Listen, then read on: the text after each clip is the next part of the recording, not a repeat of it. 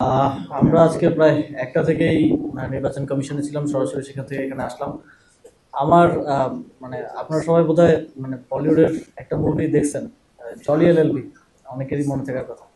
তা আমার বারবার ওইটার কথা মনে হচ্ছিল এই 7 ঘন্টায়। কারণ ওই আহ, আমরা দেখলাম যে নির্বাচন কমিশনের শুনানি চলাকালে ল পয়েন্টের বাইরেও প্রেশার পয়েন্ট, তারপর ইমোশনাল পয়েন্ট, ড্রামা পয়েন্ট, অনেক পয়েন্টের ভিত্তিতে আজকে জাজমেন্ট দেওয়া হয়েছে নির্বাচন কমিশনের পক্ষ থেকে। এবং পুরো জিনিসটা এক ধরনের নাটকের মতো মঞ্চায়িত হয়েছে।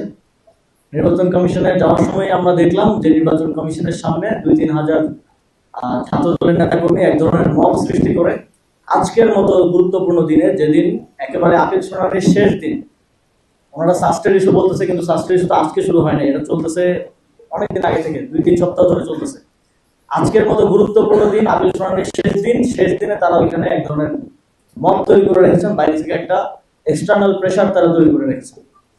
তারপরে আমরা কি দেখলাম, শুনানির একটা পর্যায়ে শেষ হওয়ার পরে এবং রায় দেওয়ার পূর্ব মুহূর্তে যখন আপনি বিচারকের কাছে কোনো বিচার চাইতে যাই, তখন আমাদের মনে করেন যে আর্গুমেন্ট শেষ, রায় দেওয়ার পূর্ব মুহূর্তে বিচারক যদি পাশের রুমে গিয়ে অপরাধীর সাথে বা অপরাধীর লয়ারের সাথে কিংবা অপরাধীর পক্ষের যারা আছে তাদের সাথে বসে এসে রায়টা দেয়, সেই রায়টা কোনোভাবেই একটা নিরপেক্ষ রায় হওয়ার সুযোগ নেই। আমরা খুবই শঙ্কার সাথে দেখলাম এটা, সেখানে একদম চাক্ষুষ দেখলাম যে মিটিং এর মাঝখান থেকে শুনানি একটা পর্যায়ে শেষ হওয়ার পরে তারা বললেন যে তারা 15 মিনিট নেবেন, তারা ডিসকাশন করে এসে তারপরে রায়টা দিবেন। সেই 15 মিনিট তো 1.5 ঘন্টার মতো, 1.5 ঘন্টা হলো 15 মিনিট থেকে। এবং সেই 1.5 ঘন্টার মধ্যে যে ঘটনাগুলো ঘটেছে সেটা বাংলাদেশের গণতন্ত্রের জন্য অশনি সংকেত। সেই 1.5 ঘন্টার মধ্যে তারা বিএনপির মহাসচিব মির্জা ফখরুল ইসলাম আলমগীর, তারপর বিএনপির নির্বাচন পরিচালনা কমিটির আহ্বায়ক নজরুল ইসলাম খান সহ 5 সদস্যের একটা প্রতিনিধি দলের সাথে বৈঠক করলেন। ঋণ খেলাপি এবং দ্বৈত নাগরিকত্ব ধারী প্রার্থীদেরকে যেভাবে বৈধতা দেওয়া হয়েছে, তারপরে আমরা মনে করি যে নির্বাচন কমিশন তার প্রতি যেই কনফিডেন্স সেটা হারিয়েছে। এবং এর বাইরে আরেকটা বিষয় আমি বলতে চাই যে এখনো আমরা অনেক প্রার্থীর এই বিষয়গুলো তো আসলে গোপন থাকে, অনেকেরই দ্বৈত নাগরিকত্ব থাকে কিন্তু সেটা গোপন থাকে, সেটা বের হওয়া একটা ব্যাপার। আমরা এখনো অনেক প্রার্থীর দ্বৈত নাগরিকত্বের প্রমাণ পাচ্ছি। যেমন ঢাকা 11 আসনে সাবেক কমিশনার এম এ কাইয়ুম, ওনার দ্বৈত নাগরিকত্বের প্রমাণ আজকে সোশ্যাল মিডিয়ায় আমরা বিভিন্নভাবে দেখতে পেলাম।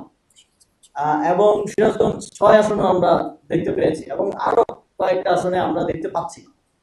তো আমরা মনে করি যে নির্বাচন কমিশনের এটা দায়িত্ব যে যিনি নির্বাচন করছেন তিনি এদেশের নাগরিক কিনা, অথবা যে প্রার্থী দ্বৈত নাগরিকত্বের অভিযোগে অভিযুক্ত তার দায়িত্ব এটা প্রমাণ করা যে তিনি বাংলাদেশের নাগরিক, এককভাবে বাংলাদেশের নাগরিক কিনা। অথচ আমরা দেখলাম যে যে অভিযোগ করছে তাকে বলা হচ্ছে আপনি এসব প্রমাণ করেন যে সে নাগরিক কিনা। এটা অত্যন্ত এক ধরনের নন প্রফেশনাল এবং এক ধরনের আমরা আজকে একটা প্রবণতা দেখেছি নির্বাচন কমিশনারদের মধ্যে, তারাই যেন দ্বৈত নাগরিকদের, ঋণ খেলাপিদের কোনো না কোনো উপায় পার করে দেওয়ার জন্য চেষ্টা করছেন। এই যে আমাদের মোসা ভাই একটু আগেই বললেন যে একজন কমিশনার সেই এফিডেভিটটার ভাষা কি হবে, কিভাবে লিখতে হবে, এটা সহযোগিতা করছেন, এটা ওনার কাজ না। আমরা দেখেছি যে সাংবিধানিক যে আইন, সংবিধানে স্পষ্টভাবে উল্লেখকৃত একটি বিষয়কে 300 টাকার এফিডেভিট দিয়ে তারা জাস্টিফাই করছেন এবং ইন্টারপ্রেট করছেন। এটা বাংলাদেশের আইনের জন্য, আইনের শাসনের জন্য, সংবিধানের জন্য এবং নির্বাচনের জন্য, গণতন্ত্রের জন্য একটা ঝুঁকিপূর্ণ বিষয় হিসেবে এবং শঙ্কাপূর্ণ বিষয় হিসেবে আমরা আইডেন্টিফাই করেছি। এবং সামনের দিনে আমি যেটা বললাম, আমাদের কর্মসূচি আমরা আপনাদেরকে জানাবো, তবে আমরা আইনি লড়াই চালিয়ে যাবো। আগামীকালকে থেকে এটার প্রক্রিয়া আপনারা দেখতে পাবেন।